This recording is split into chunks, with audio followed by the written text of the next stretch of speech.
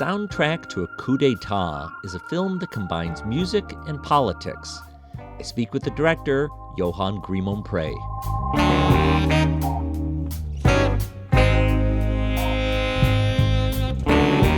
I'm Thom Powers, and this is Pure Nonfiction. Johan Grimonprez has been making films for over 30 years. His documentary, Dial History from 1997, is a chronicle of airplane hijackings and how they were covered by the media. He made a film called Double Take that blended documentary and fiction, imagining a scenario where an older Alfred Hitchcock meets a younger version of himself. Johan's film Shadow World looks at the contemporary arms trade and has direct correlations to his new film. Soundtrack to a Coup d'etat is an innovative and multi-layered work that's rooted in the overthrow of Patrice Lumumba, the first elected leader of the Democratic Republic of the Congo, who was murdered in 1961. It was a plot that had the backing of the CIA, Belgium, and other outside forces. The film brings in further context of Cold War politics, highlighting figures from the United States and the Soviet Union, as well as leaders of African independence and the non-aligned movements. Another layer of footage is of the great jazz performers of the era, who were often sent by the U.S. to Africa in order to win hearts and minds as cultural ambassadors. Among the performers we see in the film are Max Roach, Abbey Lincoln, Louis Armstrong, Nina Simone, and Dizzy Gillespie. The film takes a jazzy approach to editing, cutting between multiple sources of archival footage and interviews. Johan is from Belgium, the country that colonized Congo for decades. For more on that history, see Adam Hochschild's book, King Leopold's Ghost. Johan's film draws upon many different written sources, including histories, memoirs, and government documents. He frequently uses text on screen to cite titles and page numbers like footnotes. It's a work of great originality that's hard to compare to other films. It premiered at Sundance in January, where it won a jury prize for cinematic innovation. I sat down with Johan 2 months later in March at the CPH Docs Festival in Copenhagen. We were speaking before a live audience in the morning. He was about to get on a plane to attend the Belgium premiere that evening. I started by asking Johan how Soundtrack to a Coup d'etat relates to his previous work. Well, this one grew directly out of the previous one, which you mentioned, Shadow World, which is about the corruption in the global arms trade, which was less of an archival film. It was more of a lot of interviews and talking heads. But what's interesting, you have this guy, Muntazar al-Zaidi, who's a Baghdadi journalist who throws the shoe at George Bush Jr. And on the follow-up at the interview with him, which we did in Beirut, he said, well, throwing the shoe was to show that we didn't welcome George Bush with flowers in Iraq, but we bid him farewell with a shoe, and the shoe had a mouth. And I thought, I've always been mesmerized by Khrushchev's slamming of the shoe at the United Nations, which is part of the film as well. But what I did not realize is that the slamming of the shoe was actually to criticize Hammarskjöld's, the Secretary General at the time of the United Nations, but also to criticize Belgium's sort of policy within the Congo. And so it had directly to do with the shadows of my own country. And so the Shadow World film sort of makes that trajectory of how the corporate world has taken over political life, and where even the defense industry, in such a way, even a perverse way, is sort of dictating foreign policy. And I wanted to sort of shed the lights on my own sort of background. As at school, I never learned about the history of the Congo. And so that was directly sort of the beginning of this film. So you say that history wasn't taught in school. When did you begin to process it as an adult? You mean the history of specifically the Belgian Congo? Of Belgian Congo, yeah. Well, when I think about the subject matter and I compare it to sort of, in later life, trying to articulate about sort of how we are situated in the world, right? And so the idea of othering, what happens with othering, is like, for example, in the United States, the othering was within its own country. And so the articulation was there, even in sort of a subverted way, an upside-down way, where the confrontation was within the United States, the civil rights movement, et cetera, et cetera. But we never had such a thing in Belgium. In Belgium, sort of the othering happened out there. It was called the Empire of Silence, l'Empire du Silence was it called. And so everything about sort of Belgium's colonial history was hushed up. All the talk about Leopold II, Adam Hochschild's book, Leopold's Ghosts, that sort of created a huge consternation and sort of confrontation within Belgium, Ryan, like sort of just the publication of that book by yes, Adam Hochschild in the 90s. Leopold's Ghost, yes, because it was very critical about Belgium's rule. But Leopold II is only one story. You know, the film is hardly talking about Leopold II. It sort of mentions that, but it takes the trajectory all the way to sort of before and after independence, where the 15th General Assembly was quite crucial, and then after independence and the murder on Patrice Lumumba, the first democratically elected leader of the Congo, and the complicity of my country in his murder. And that, you know, it's only recently when Ludo Duette, who's a scholar academic, he published a book, The Murder on Patrice Lumumba, that launched a commission, and that commission started in beginning of 2000s. And so all this is sort of, also with the move of Afro-Peace, African Europeans that move to Brussels and sort of make that articulation also more sort of alive and within Brussels as well. Brussels, which is basically a city built with rubber money. But all this was hushed up. And so it's only later on that, you know, even through the trajectory of researching this film, that I came to know a lot of facts that I didn't know before. Mm-hmm. You talked about how Shadow World, your film about the arms trade, takes a little bit more of a conventional approach with interviews and how did you arrive at the approach for this film, drawing heavily on all kinds of different archival sources and cutting between things that sometimes aren't directly related, you know, Dizzy Gillespie and Khrushchev, you're finding connecting points between history and music of the time. How did you arrive at that style? It's sometimes I joke about it's like an academic PDF in the genre of a music video. So it sort of makes a clash between all these different genres. But the previous films, like Dial History and Double Take, they were in collaboration with novelists. Like for Dial History was Don DeLillo, and for Double Take it was the British writer, novelist Tom McCarthy.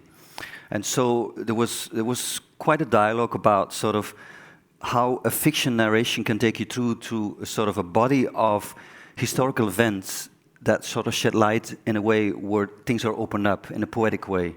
And so it's also trying to research those genres. Like, you know, I often refer to Hitchcock, you know, like, for example, North by Northwest. It starts off as a comedy, but it turns into a thriller. And that was unheard of, to actually clash genres and sort of to create a new genre, and that's when the James Bond genre was born. He actually was at the inception of sort of creating sort of genres that sort of clash. Also The Birds starts as a comedy, but then it turns into a tragedy and sort of a horror film. And I like sort of this clash where you can sort of, anyway, we can also say politics is pervasive of also lies and fictions. It's also narration, right? But I like sort of to sort of research of what... Politics also sometimes starts as a comedy and turns into a tragedy. Yeah, Weapons of Mass Destruction was a fiction, right? So which is featured in Shadow World. And so it's sort of... We can question also in a bigger sense what's reality. We talk about documentary, right?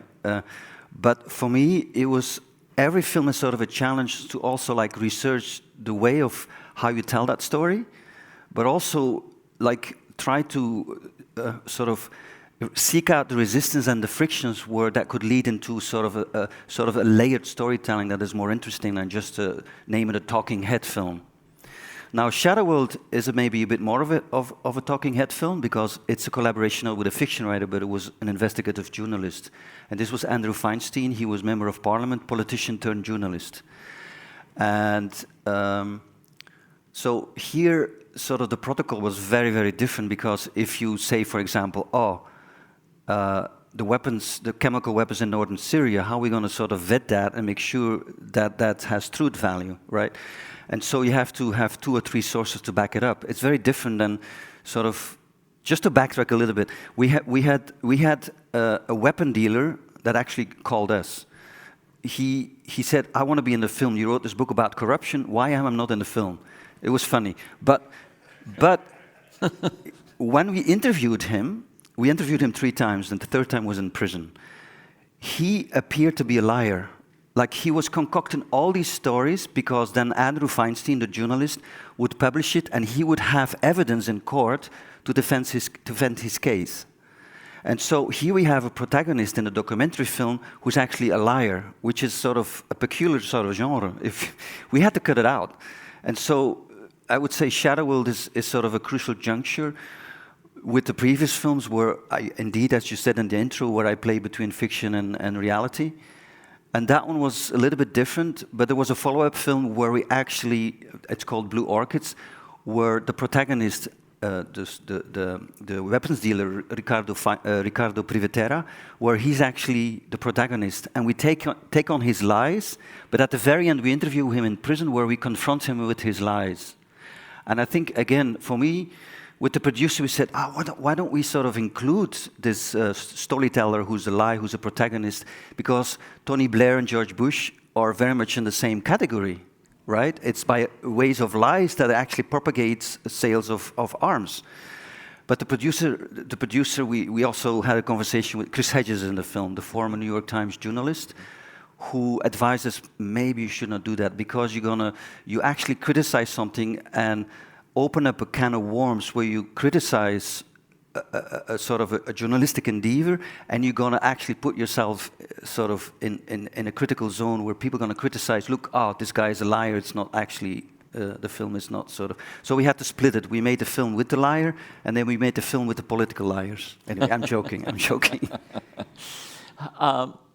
So you're interested in when different genres collide and overlap or butt up against each other, which is kind of a good framework for thinking about the way politics and music meet and overlap in this film.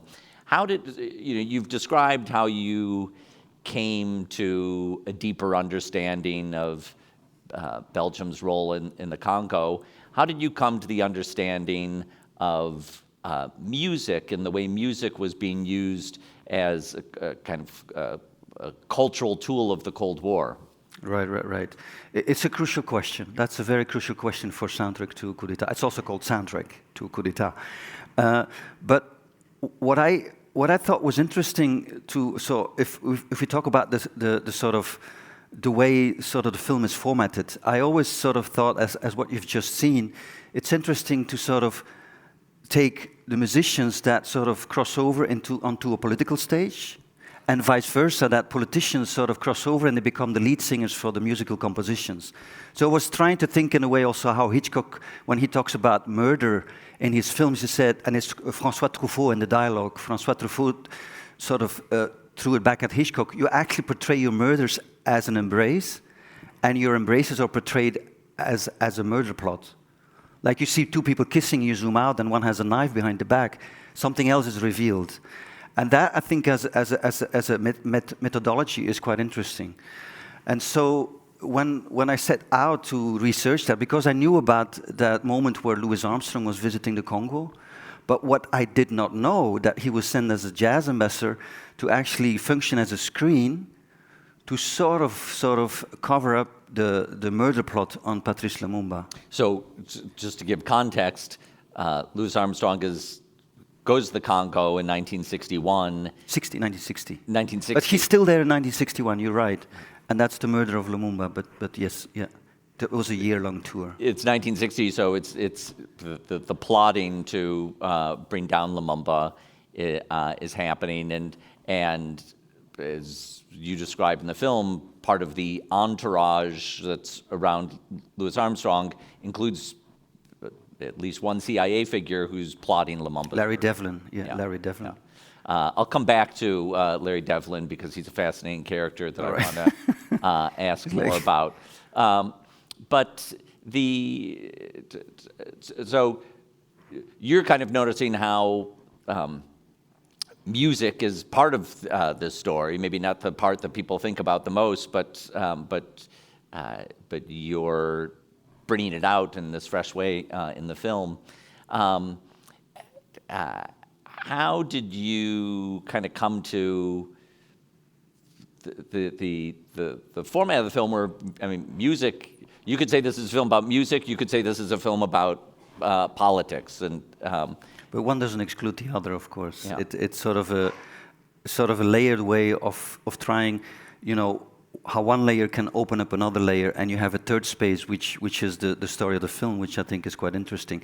But it's true, like the United States Information Agency was sending out black jazz ambassadors to actually sort of, what was at stake was the African continent, right? And it's sort of placed in this ideological divide between East and West, and the Soviet Union and the United States. And so they're all like to scramble for winning. It's a period when all these African countries are gaining their independence. Exactly.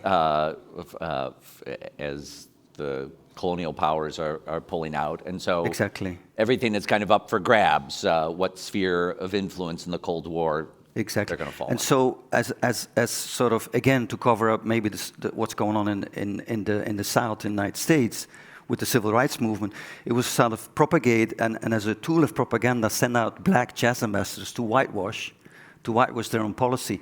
And so you see Digi Gillespie is arriving in Syria, and there's a coup planned by the CIA.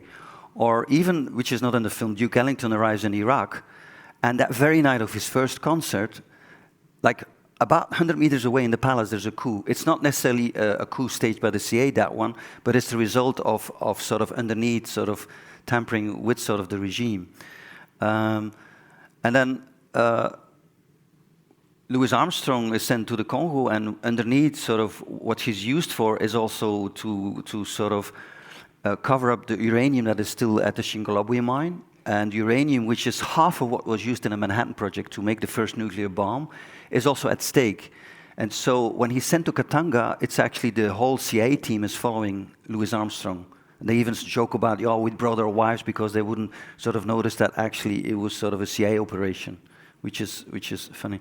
But there's the black jazz ambassadors, but there is also where the likes of Abbey Lincoln and Max Roach, which we just seen, Max Roach, the drummer, that when, and that for me was also an eye-opener, then when in the Security Council, Adlai Stevenson, the US ambassador to the UN, announces the death of Patrice Lumumba and two of his colleagues, it's the moment where Abbey Lincoln has organized a riot with, it's actually the Women Coalition in Harlem, a writers' coalition in Harlem, together with Maya Angelou and Guy Ritchie, and they crashed the Security Council, and in a way of screaming, sort of interrupting Adlai Stevenson's maiden speech. It was his first speech at the UN, which was already interrupted.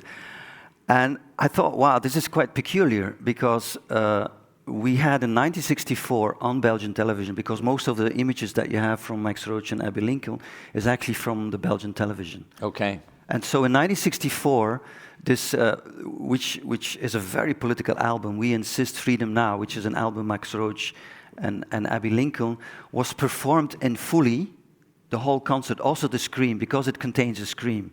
Like Tears for Johannesburg, which was sort of inspired on the apartheid sort of anti-apartheid events with the women that were shot they were tearing up their passports in apartheid South Africa in Sharpeville. And the result was this album. And there's one song which is about 7 minutes, which just merely screams. And that was fully performed on television. But in 1964, while the Belgians watched this jazz concert on TV, we have a genocide in my country, performed by my country in the Congo. And so you have this flip side. You have the flip side where Lumumba is being murdered, but we have this amazing concert of Louis Armstrong in Leopoldville in Katanga. Now it's called Kinshasa. But also the flip side here is that if you look through it, you have this amazing concert on television, but in the backyard, these things are happening. So if things are layered in a film, I think it also shows what's actually going on in society and reality. Also, reality is very layered. Politics is very layered. Love is very layered. Even if I say I love you, it could mean many things. It could mean, you could joke about it, or you could just in the meantime be cheating. Anyway, we're getting off track here, but... Next film. So you described how your earlier films have been close collaborations with writers. And in this film, you're drawing upon the work of not just one writer, but several different key texts. So I want to ask you a little bit more. We won't get to all of them, but let me start with the figure André Bluen, if I'm saying her name right. She was a woman who moved through a lot of different parts of African independence history. And one chapter of that is she wound up as chief of protocol for Patrice Lumumba, and was a witness to a lot of the machinations that were going on in the lead up to his murder. Can you explain who she was and why you were drawn to her text as a source material? Well, you wouldn't find a lot of her mentioning in sort of the history of the Congo, although she was quite important. And so I'd never heard of her before. It was a revelation to me. There is about a book being published again where there's going to be a chapter about André Bluen, and also her memoirs are being republished. It's supposed to have happened this year, but it's going to happen the early next year. Her daughter Yves Bluen is actually republishing her memoirs. And she was a very close collaborator with the film. And so we were able to use her memoirs. But I think as a historical figure, because maybe she was a woman, she was written out of history. But not only that, she was sort of labeled. It was easy, and that's also what Malcolm X says in the end of the film. It's not communism that people were afraid of. It's Africanism. It's independence, like taking life in your own hands, right? Taking the resources in your own hands. And so she was castigated as a communist because she came from Guinea. She was an advisor and helped also Sékou Touré, Kwame Nkrumah, who were leaning towards the Soviet Union. But we were in the middle of a big divide in the world, and non-alignment was sort of a big thing at the time. And so it's also what Lumumba said: "I'm not a communist." Belgians were always labeling him as a communist to draw the Americans in the United States to sort of sell their policy. But he was not. He said, "I'm not a communist, I'm an African." And André Bluen was the same. She sort of was sort of labeled also by Alan Dulles, the head of the CIA. This cables that I found, also documents that exist that are talking about we should get rid of her. We should kill her. Even in the intelligence documents in Belgium, which we never got, that we were in conversation, and they said, "Yeah, we're going to release these." And then finally, when we asked, "Yeah, they're going to be ready in January," they said, "Oh, they have all disappeared." And so, it's still very fragile in Belgium and sensitive subject matter. But anyway, André Bluen is a controversial figure, and I think she's a very interesting figure because she had a women's movement in the Congo during the leading up to the election of Patrice Lumumba, and women could not vote. Women could not vote. But she had a movement of 45,000 members, including men. And that, I think, for a big part, also tipped that Lumumba was very much sort of, maybe sort of ahead in the curve of sort of how many votes he would get. And so she was quite important for that moment. But she had a peculiar life. She was the daughter of a French father, and Central Afrique at the time was called Mother.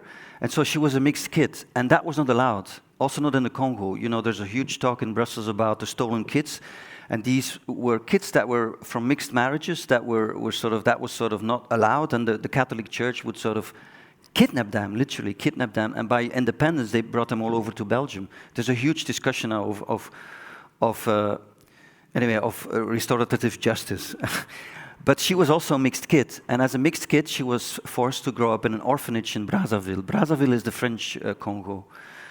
And she ran away when she was 16 and then sort of courted her life and then became a very important Pan-Africanist. And she advised, she was friends with Kwame Nkrumah, Sékou Touré, Abdel Nasser, Ben Bella.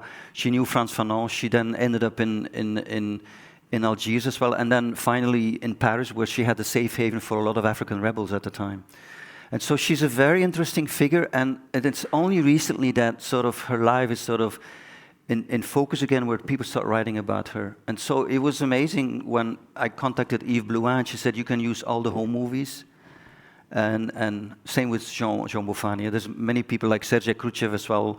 He said you could use all the home movies. So there's a lot of home movies of actually characters that we were trying to portray, where we had the sons and the daughters. Same with Patrick Roos O'Brien but I'm running ahead maybe of the questions. Sorry. You're evoking how many different sources Yes. that you're drawing upon for this. Well, let me ask you about another character that you invoked earlier, Larry Devlin, who was a CIA figure who, by his own explanation, played a key role in this. You have a contemporary interview with him. Did you do that interview? No, it's Belgian television. Okay. So Belgian television, both the Wallonian and the Flemish, the French and the Dutch-speaking television are partners. And so what was sort of remarkable is that we could dig in all the archives. And so I am with George Nzola Natalia, who's a Congolese scholar, who's now the Congolese representative in the UN. He wrote a book, and he said also it's very hard for, even with the whole reign of Mobutu, to write the history of the Congo, because all the sources are outside, or actually still, everything pre-independence is in Belgium still. And so again, history writing is always sort of, from a certain perspective. And so Larry Devlin was an interview done by a Belgian journalist, a Flemish journalist. So we found that, but we could also, that's what they call the tales, right? It's not what was actually broadcast, it's also what was not broadcast that was interesting. And him talking about Armstrong was quite peculiar, saying, oh yeah, we took our wives to disguise that it was a CIA operation. Yeah, that must have been an incredible moment for you to find that in the archives. Exactly. So.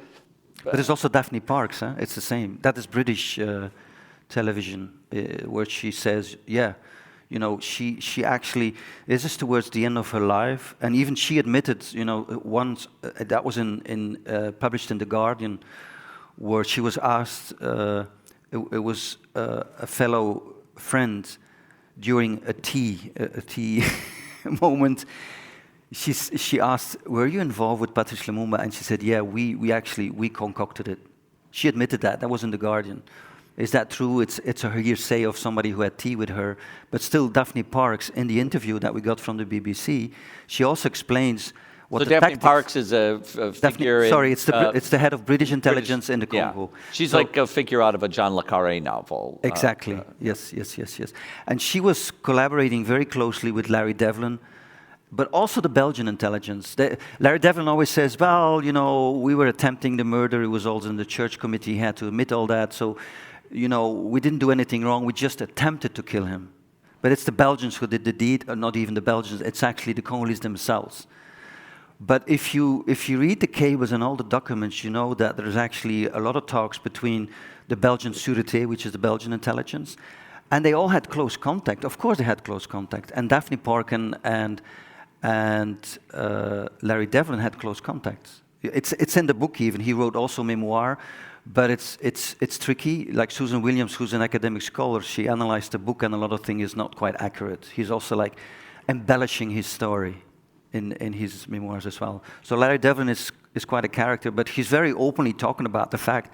But he can, because in the Church Committee, which was in 1976, where they grilled the CIA. This was a U.S. Congressional Committee where they were reviewing past abuses of CIA. In the mid-1970s, all this stuff came forward in two congressional committees about CIA plots to conduct coups in many countries around Guatemala, etc. And that was 1976. But a big part of those church committees are about trying to kill Fidel Castro, and that was the first priority, but then it geared towards Patrice Lumumba. And so these are two figures that are very prominent in this church committee. And so we also have moments of the church committee that is featured in the film, and where somebody was talking out, who was present at the national security sort of meeting with President Eisenhower and Allen Dulles, who literally said, Eisenhower was concocting that murder. He was literally, and also Larry Devlin says this in some of his interviews and in the book, that when he was talking with Sidney Gottlieb. At the time, it was Jew from Paris, was his code name, when he arrived in Leopoldville with the poison to kill Patrice Lumumba, which was a toothpaste. They wanted to kill him with toothpaste. I forgot the thread. I'm going off on tangent, sorry. Well, there's a lot of threads here. But, I mean, the Larry Devlin interview is striking because of his total openness about his involvement in, what we would look at as a war crime. Exactly. It's because the church committee was there. Yeah. He had openly had to admit. Right. So that's why he was able to talk about it in the open. But also, through distance, it was then. President Eisenhower was dead, so we didn't provoke him anymore. So it's in the past, so it's safe. Yeah. But that does not mean it's not happening today. Like Shadow World, we interviewed Seymour Hersh, and Seymour Hersh literally said, yes, we have death squads. Mm-hmm. He published an article in the New Yorker where through sources, he's not going to commit to his sources, but he's a trustful journalist because he broke the Malay massacre in Vietnam. He broke the Abu Ghraib story. And so when he was talking about death squads, which he was ridiculed on mainstream television, but if you research further, then there was death squads. Golda Meir installed death squads also to kill Palestinians at the time in the 70s, but also Belgium had death squads. They had made a death squad to actually kidnap Lumumba as well, which is also in the film. But why also, people ask me, why do you have all these footnotes in the film and sort of references to page numbers? But I know I'm going to get grilled. So I'm going to get grilled. For people who haven't seen the film, lots of times you're putting quotations up on screen. People got a little sense of how you use graphics. And when you're using a historical quotation, you'll also often have, in small print, a book title where that came from, and as you say, even a page number. Yeah. Or the cable numbers, sort of the diplomatic files that are the ones that are open in public to actually consult. But I know this film is a sensitive subject matter. One, because politically it's not an accusation because it's all out there in the open, but if you all add it up, then it's sort of very confrontational for Belgium, which we have the premieres tonight. Yeah, so from here you're going to get on a plane and go to Brussels right. And yeah, I think I think for Belgium it's a tough confrontation, I think, because it's dealing with our own sort of trauma, of course. And so that's why also I know I'm going to get grilled. And so I wanted to have my sources right. And that's because, Dial History and Double Take about a Hitchcock double-ganger trying to kill himself as a double-ganger, going to sort of an investigative endeavor like the corruption in the global arms trade, that trajectory was sort of interesting because it led me to actually really be accurate about the sources and the accusations. Not accusations, but it's just they're anyway, history always floats, history always changes, and after the commission there's a lot of talk about sort of how the monarchy was also involved in Belgium. And so I know that sort of it's a heavy subject matter. And so, but not only that, I think it's also fragile in a way. It's like, I'm a white privileged guy, right? So who am I to talk about this subject matter as well? So also that is sort of very fragile, of like, how could I situate myself and sort of deal with the own sort of this whole history, but doing justice in a way where you're not talking or speaking for, but speaking with. And hence André Blouin and contacting her daughter and sending the film back and forth, having the dialogue with Jean Nkoli Jean Bofani, who's a Congo-Belgian novelist, that at least there is a dialogue being opened up. And I can only go so far because I try to talk from my own perspective, but hence also to try to be very secure and very precise and try to leave it open-ended, that I not sort of... It was a tough one. This was a tough one to crack. Anyway, there's many things, of course, but... As you approach the Belgium premiere, what are the things that you anticipate will be the subjects of most friction? It's also coming to terms with the fact that Belgium was involved with that murder. That's something that is not Well, it is. fully accepted. It is. But you know, for example, after the commission, they said yes, we were in the know, but we were not responsible. That sort of halfway was a half-baked conclusion of the commission. But I think there's been a lot of criticisms in that, because there was, for example, any Congolese advisor on that commission, like Jean Omasombo. He's an expert on Lumumba. Jean Omasombo was affiliated with the commission, but he was not part of the commission. He could not have a say.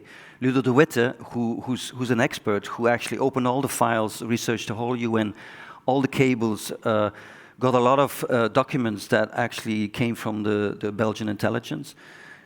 He was not part of the commission, but a lot of his documents were used. But still, they didn't go all the way, because it's still a very touchy subject matter.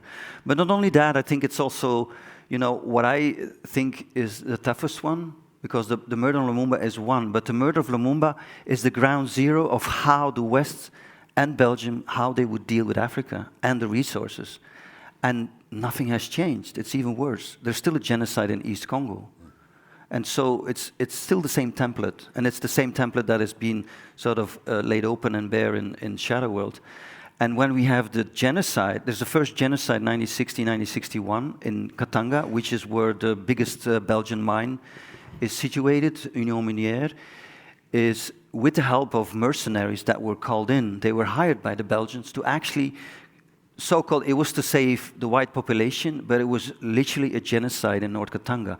And when Conor Cruz O'Brien writes his book To Katanga and Back, which is actually a pamphlet against, it's sort of very much criticizing the UN. Conor Cruz O'Brien was an Irish representative to the UN who got involved with... he was appointed head of the Katanga mission. Yeah. And he was there when Hammarskjöld also crashed his plane, which was, we can come back to that if we want to. But in the book of Conor Cruz O'Brien, the Irish representative to the UN, you can read about how he actually went to North Katanga as being in his job as a UN sort of head of the mission in Katanga, how he firsthand saw the genocide. And there was also a refugee camp. He writes literally, as he's there, the refugee camp was filling up. First there was 500, then there was 10,000, then there were 30,000, then there were 45,000. That's what he literally writes in the book.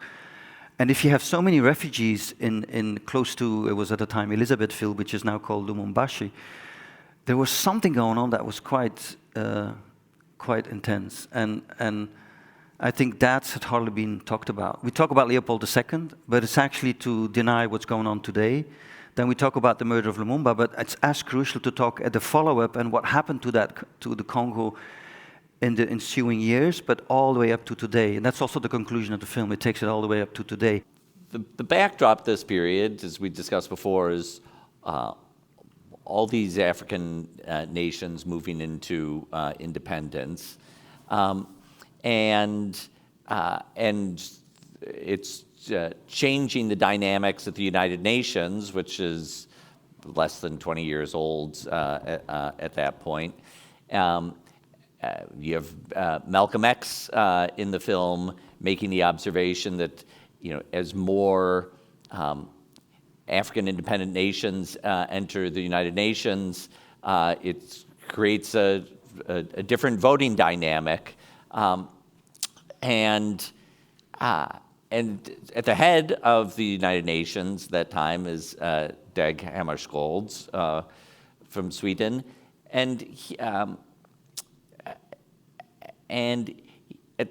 he takes a kind of oppositional attitude towards Lumumba.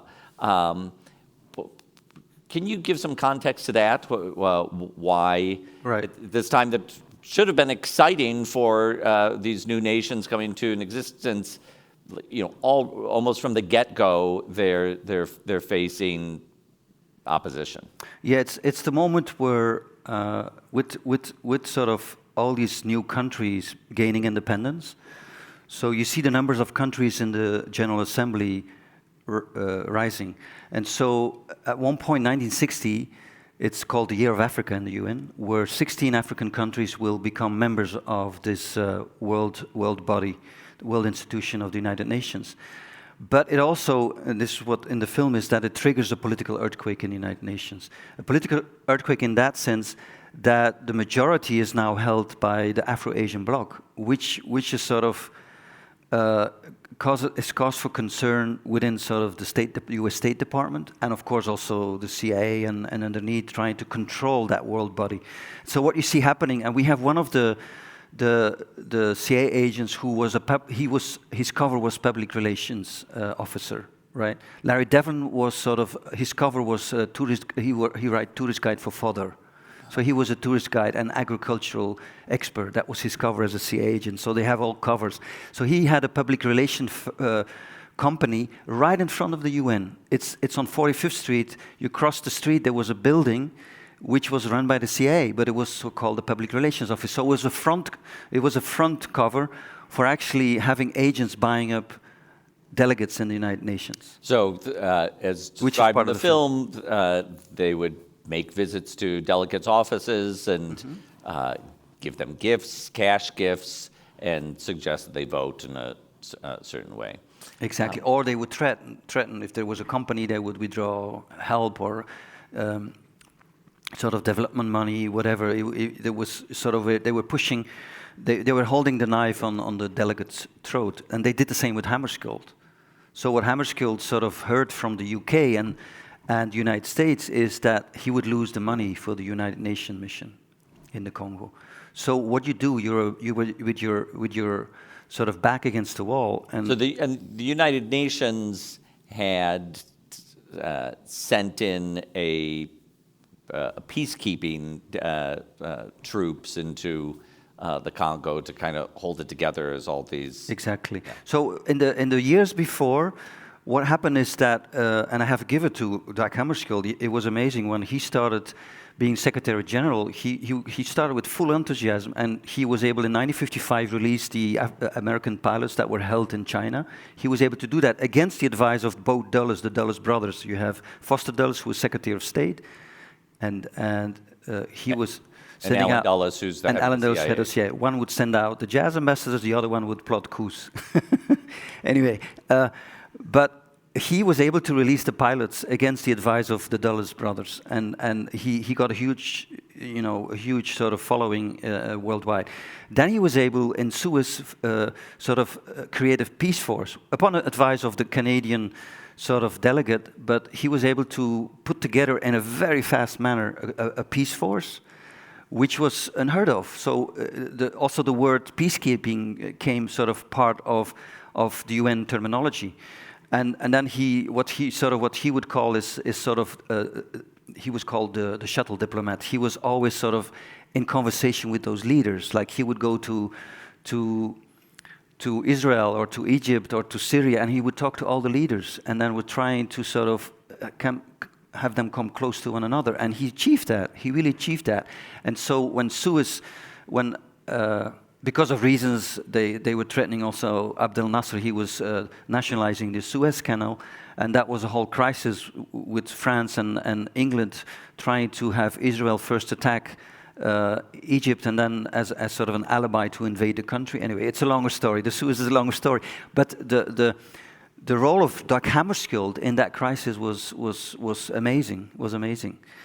But he did a follow-up in the Congo, and that's where things got really messy. And so Can you give more insight? So, as you've described, Hammarskjöld had this history that was a pretty admirable history, and it gets more complicated in this chapter with the Congo. So, can you kind of bring out what some of the pressures were on him and what was part of his thinking? Okay, but let's backtrack. I'd like to sketch maybe the bigger picture. Is that Nikita Khrushchev in 1959 he comes for the first time as a Soviet leader to the United States. He gives a speech for the very first time. A Soviet leader gives a speech in the United Nations, and he's actually calling for demilitarization. And the United States is a bit in shock because there is also a crash in the stock market for the defense industry. But then the follow-up is that he's gonna come back for the United Nations stop, but it's because there's sort of a bigger crisis between East and West. So they fell out again over the U-2 plane, the spy plane that was flying over Russia. And so what Khrushchev did is like he invited all leaders in the world to come to the United Nations to talk about demilitarization and decolonization. And this was unheard of. Before 1960, you didn't have leaders of state coming to the United Nations. You had the representatives, but this for the first time, that's also why this 15 General Assembly top is so crucial in 1960, September 1960, when the coup happens against Lumumba. It's so crucial because you have for the first time Fidel Castro giving a talk, still the longest marathon talk in the United Nations. You have Gabdel El Nasser who's there, Sékou Touré, Kwame Nkrumah, Sukarno. You have all these non-aligned leaders there, and it becomes sort of the Afro-Asian sort of bloc. And so the United States freaks out, and so they are afraid that Khrushchev will get sort of the Afro-Asian bloc or the sort of the global South on his side. And so there's tension rising around this continent of Africa. And so Dag Hammarskjöld is in the middle. While he was all for, he actually had prepped also. He knew that actually the Congo would become independent. And against the Belgians, Dag Hammarskjöld was defending that actually Congo should get independence. We talk in Democratic Republic, not you have the French Congo and the Belgian Congo at the time. And so he was arguing that actually against the Belgians, because there was also, it's a bit more complex, but the Belgians actually declared war on the United Nations in Katanga. And that's the moment where Conor Crusoe-Brine arrives in Katanga, so it's quite complex. But against this backdrop, you have sort of Dag Hammarskjöld who has to navigate all these forces. And so you're part of the world body that has to include also the Eastern Bloc, but it was very biased. It was very biased. So when Conor Crusoe-Brine is sort of given the job, because he's Irish, so it's also a little bit an independent sort of a non-aligned sort of side of the West. And so when he's sort of appointed to go to Katanga, he realizes that, well, in a nutshell, he's invited to the 38th floor. And the 38th floor is the private office of Dag Hammarskjöld, and there actually, he says the Congo, it's called the Congo Club, is where all the decisions were made. And so Dag Hammarskjöld was in a way very much sort of controlling what was happening. But you have Cordier, who's the advisor, because all the advisors to Dag Hammarskjöld were Americans. And so there was no Russian in that Congo Club. And so all these advisors sort of were pushing him in a certain direction. And so Cordier is appointed at the moment where the coup is going to be planned. And so firsthand you see that actually the United Nations mission becomes complicit in the plotting of the overthrowing of Lumumba, in a nutshell. We can go into the details, but I don't think we should. But I think it's crucial. Maybe anyway, I'm getting off track all the time. Sorry. But it's reflective of how this film is packing a lot into it and is the kind of tip of an iceberg. So, given there's so many layers, what do you want people to engage with in this film as, you know, perhaps a gateway to studying a wider history about this period? It's always hard to say because I'm coming to terms with what I've made, actually. I'm trying to sort of, because the articulation comes always later. It's like you see the film, you see how people react, and then you see, oh, okay, so music is actually indeed a very important thing that people relate to. And so the film is a lot about divide and conquer, right? But there is the music that can bring people together.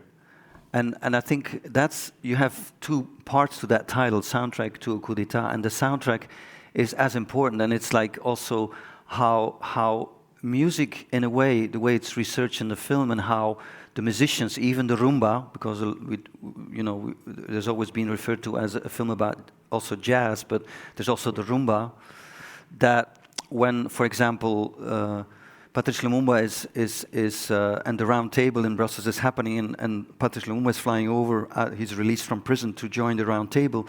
They bring the musicians with them. It's the Joseph Kabasele and Dr. Nico are also flown over. African jazz is arriving in Brussels, and they compose the music. And so what I feel is sort of, in researching this film, I was sort of struck that if you tell history from the point of view of music, you get also a very interesting story. So I don't know what people should take from this film. It's that, like myself, I see that, through juxtaposing all those layers, something else is revealed as well that I think is quite interesting, that it's trying to look at reality through all these different specters. And so you have the United Nations, but you have the music, but you have my Belgian sort of colonial heritage. Then you have very intimate stories, the one that André Blouin is telling about. She had to leave her kids behind because she's chased out of the country. So you have all these little intimate stories. And again, the clash between that intimacy and the global picture. And so there's many things that sort of, now I'm thinking, I think what's also crucial, I think that film gears towards the end as sort of revealing that template is still part of our world. Like, talk about Gaza, or talk about Yemen, talk about Ukraine, talk about Sudan. Nothing has changed. It's still the same template. It's still sort of a corporatocracy that is sort of grabbing a hold of like how sort of resources are being stolen. And it's a tough one. I think in the United Nations even, I have friends there who work there, and it's still the same thing. They talk terrorism, but it's the defense and the companies that sponsor certain commissions. So it's the corporate sort of defense industry that is grabbing a hold of the United Nations today. So it's even more perverse than it was before. And so if you ask me what I think people should take, is that, it's sort of maybe a mirror of what's going on today as well. I want to thank Johan Grimonprez for speaking with me. His film, Soundtrack to a Coup d'etat, is released in the U.S. by Kino Lorber. The film was selected for the Doc NYC shortlist as one of the 15 most distinguished documentaries of the year.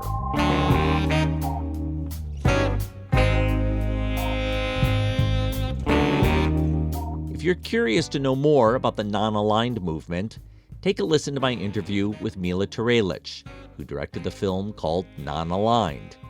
You can hear that on episode 181.